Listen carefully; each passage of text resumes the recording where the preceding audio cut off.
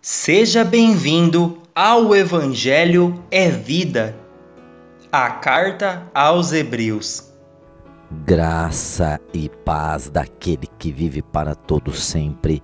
O Evangelho é vida, meus irmãos. Nós estamos estudando exaustivamente a carta aos Hebreus.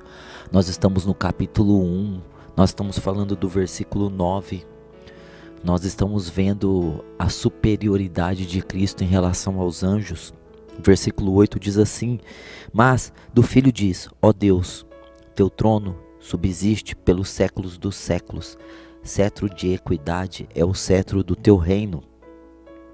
E o versículo 9, falando do ungido de Deus, nós estamos falando do ungido agora. Diz assim: Amastes a justiça e aborreceste a iniquidade. Por isso, Deus, teu Deus, te ungiu com óleo de alegria mais do que a teus companheiros. Que texto maravilhoso esse. Nós vamos estudar mais um pouco a respeito desse texto. Nós falamos já de amastes a justiça e aborreceste a iniquidade, e esse é o motivo de Deus, o teu Deus, te ungir com óleo de alegria mais do que os teus companheiros. Por isso, teu Deus te ungiu com óleo de alegria mais do que a teus companheiros.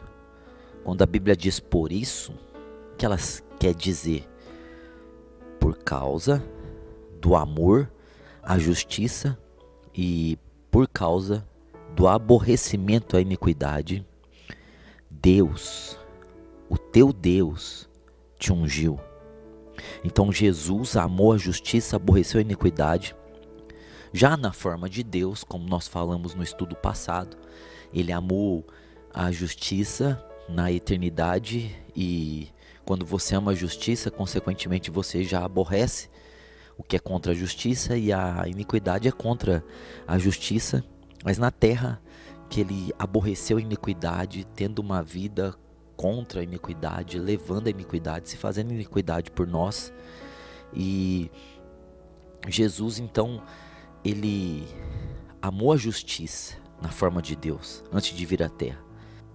Por isso ele foi designado o Salvador do mundo. A característica do versículo 3 de Hebreus 1.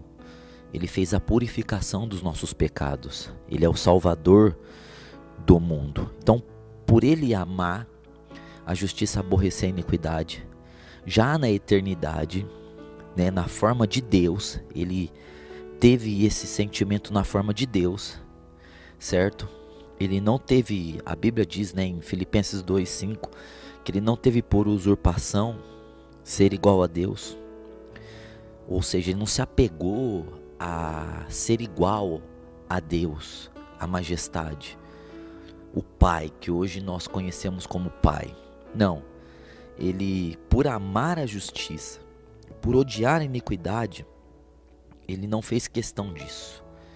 Ele simplesmente se humilhou, tomou a forma de homem, e como homem ele confrontou a iniquidade, ele combateu o pecado. Então por isso, já na eternidade, ele foi designado o Salvador, e ele foi já designado a ser ungido, certo? Então por isso ele foi enviado, porque ele amou a justiça, ele foi enviado. Então Deus, o teu Deus, esse texto diz, porque agora o Deus está na posição de filho, certo? Então ele se submete, se torna um filho, e aí como filho, o Deus dos céus e da terra se torna seu pai.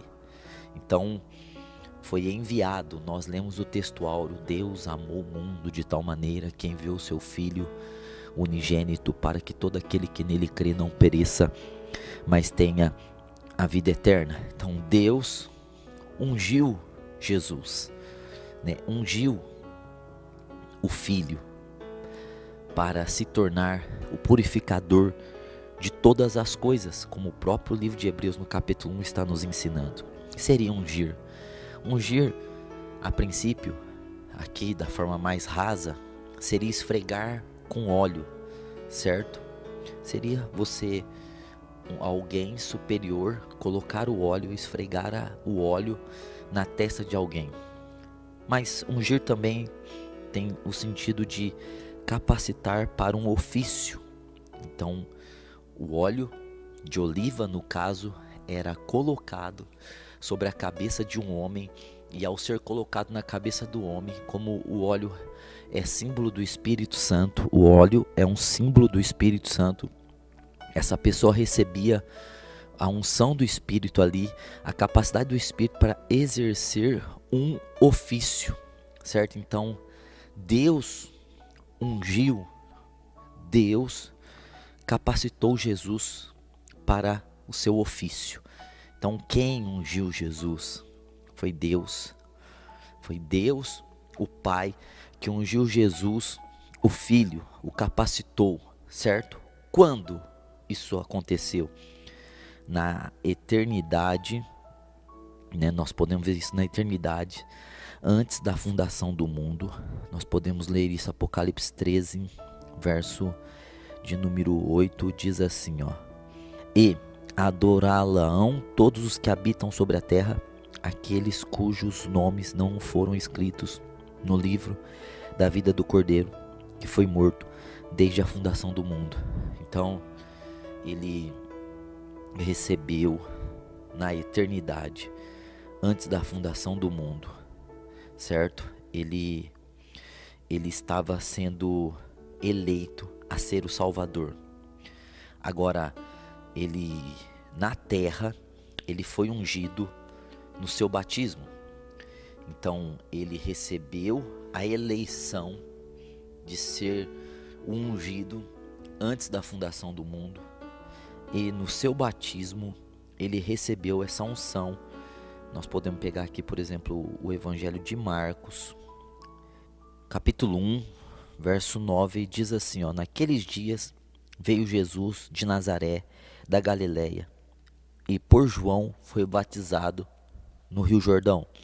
Logo, ao sair da água, viu os céus rasgarem-se, e o Espírito descendo como pomba sobre ele. Então foi ouvida uma voz dos céus: Tu és meu filho amado, em ti me comprazo.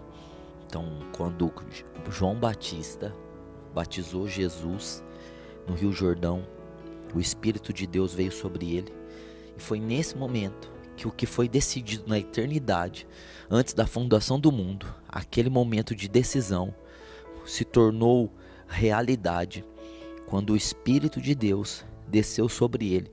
No batismo o céu abriu, e o Espírito desceu sobre ele em forma de pomba. Então ali ele foi ungido. Então, na eternidade, para a gente entender, ele recebeu a missão de ser o Salvador. Ou seja, olha só, antes dele criar todas as coisas, ele se tornou o Salvador de todas as coisas. Antes de criar, ele salvou, certo? Na eternidade, ele salvou. Na eternidade, ele recebeu a missão de ser o Salvador. No batismo, ele recebeu o poder de ser o Cristo para fazer a obra de Cristo. O Cristo quer dizer o capacitado, o habilitado a fazer todas as coisas. Então ele se tornou ali, ele recebeu a unção de Messias, de Cristo, do enviado, do ungido, o ungido de Deus, com o Espírito de Deus, com a capacidade de Deus para fazer todas as coisas que deveriam ser feitas. Então Jesus, o Filho, foi ungido, ou seja, foi Cristo, certo? Então, para que Jesus foi ungido? Então, para que Jesus foi ungido? Qual foi a intenção dessa unção? Primeiro, Jesus veio em forma de homem, da família de Davi, Maria, nasceu de mulher, e como homem, o Verbo se fez carne, habitou entre nós. João 1,14. Jesus veio com a finalidade de cumprir a lei, Mateus 5:17, 18, ele veio cumprir a lei, visto que nenhum homem em carne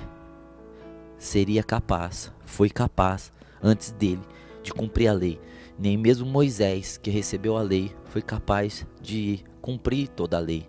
Nenhum homem no Antigo Testamento, os homens já nascem em pecado.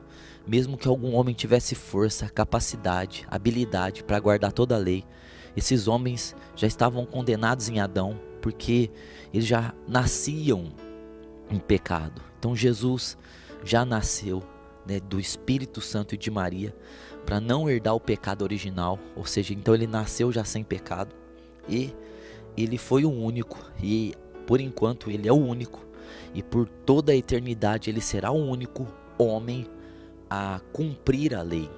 Nós não conseguimos cumprir a lei, e por isso nós vivemos na graça, buscando o favor de Deus, andando no caminho da santificação e da perfeição, se aperfeiçoando cada dia, mas nós não conseguimos cumprir a lei, porque nenhum homem é capaz. A lei foi dada para mostrar para os homens que eles são pecadores, que eles são transgressores. A lei foi dada para mostrar, revelar o pecado, e ela não tem força de prover, de gerar santidade em nós. Mas Jesus foi o único que cumpriu a lei. Ele recebeu capacitação, ele foi ungido. Somente Cristo pode cumprir a lei. Só existe o Cristo, o Messias, o ungido de Deus, o ungido com óleo de alegria. Somente esse óleo de alegria dado por Deus a ele é capaz de cumprir toda a lei. Ele é o único que cumpriu toda a lei, e ele se assenhorou da lei. Ele se tornou senhor da lei, não porque ele é o criador da lei, não, ele é o criador da lei, mas ele se assenhorou da lei porque ele viveu a lei. Ele foi superior à lei, tanto que no Sermão do Monte ele eleva as coisas, ele eleva. Na lei ele diz, está escrito assim: eu porém vos digo, ou seja, ele foi superior à lei. Então ele foi ungido com óleo para cumprir a lei. 2, ele foi ungido com óleo para morrer sem pecado, levando o pecado.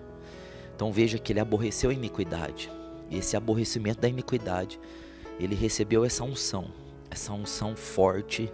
Ele se tornou ungido de Deus, o unigênito de Deus, sendo ungido por Deus como Cristo, para simplesmente levar o pecado, certo? Ele morrer sem o pecado, não pecar, e levar o pecado. Duas coisas impossíveis, duas coisas que são impossíveis. O homem pode ter chegado na lua, pode até ter acontecido isso. O homem pode fazer uma proeza extraordinária, mas nenhum homem consegue morrer sem pecado, e pior, nenhum homem consegue levar o pecado de alguém, carregar o pecado a ponto de deixar a outra pessoa sem aquele pecado, porque ela está carregando o pecado daquela pessoa. Jesus carregou, levou, tirou o nosso pecado. Ele morreu sem o pecado, levando o pecado. 3, ele foi ungido, Cristo ungido com esse óleo forte da alegria, esse Espírito que desceu sobre ele para ressuscitar dentre os mortos, certo? Ele morreu por causa dos nossos pecados, e ele ressuscitou por causa da nossa justificação, para a nossa justificação. Romanos 4:27. Ou seja, a morte tem a ver com ele levar, se tornar e vencer o pecado. E a ressurreição tem a ver com ele nos justificar, nos fazer justos, nos fazer sem crimes, nos fazer sem pecados, nos fazer sem manchas, nos fazer sem iniquidade, sem ruga, sem nada, absolutamente livres, sem condenação. Então ele ressuscitou para isso. Veja que Romanos capítulo 8, verso 11 diz que o Espírito que ressuscitou a Jesus, ou seja, essa unção ressuscitou a Cristo. Essa unção da palavra e do Espírito trouxe ressurreição a Jesus. Ele é as primícias dos que dormem. Ele é o primeiro a ressuscitar.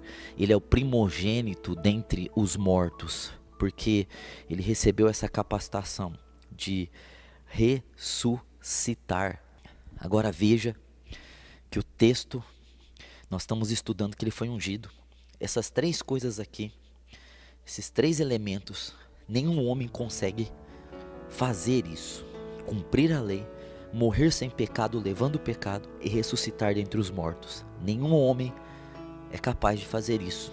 O homem é capaz de fazer muitas coisas, mas esses três requisitos aqui, somente Cristo, porque foi ungido com óleo. Deus, o teu Deus, te ungiu com esse certo? Então, esse óleo de alegria, né? Esse óleo de exultação, de extremo prazer, esse óleo, né, que dá exultação, alegria aqui, tem um significado de extremo prazer, certo? Então nós vemos que esse óleo maravilhoso estava sobre Jesus para ele cumprir o seu ministério, de cumprir a lei, de morrer sem o pecado, levando o pecado, de ressuscitar dentre os mortos.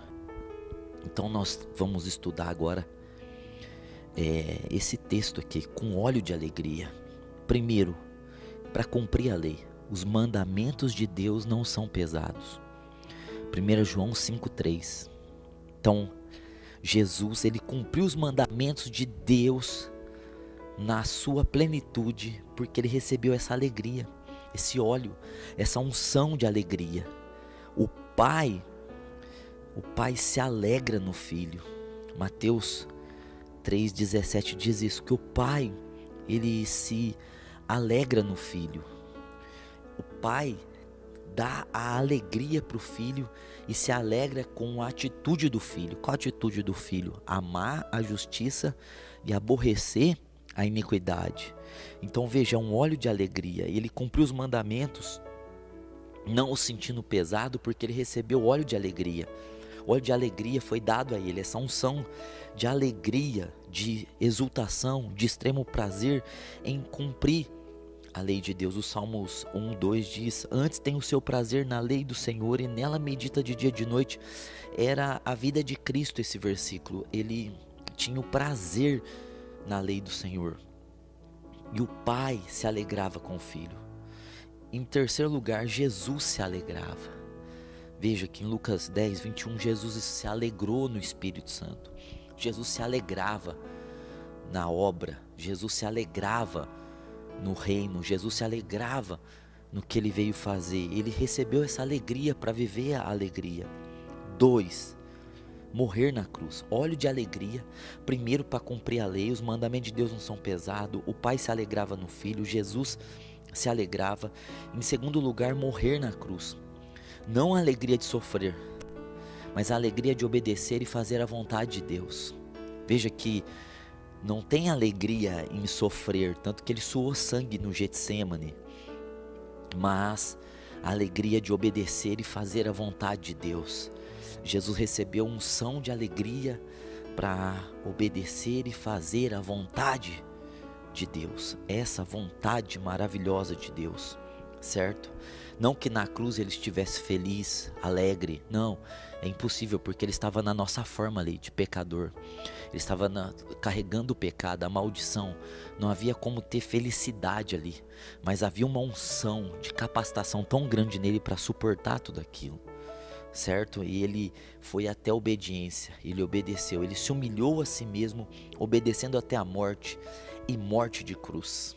Em terceiro lugar, ele recebeu óleo de alegria para ressuscitar.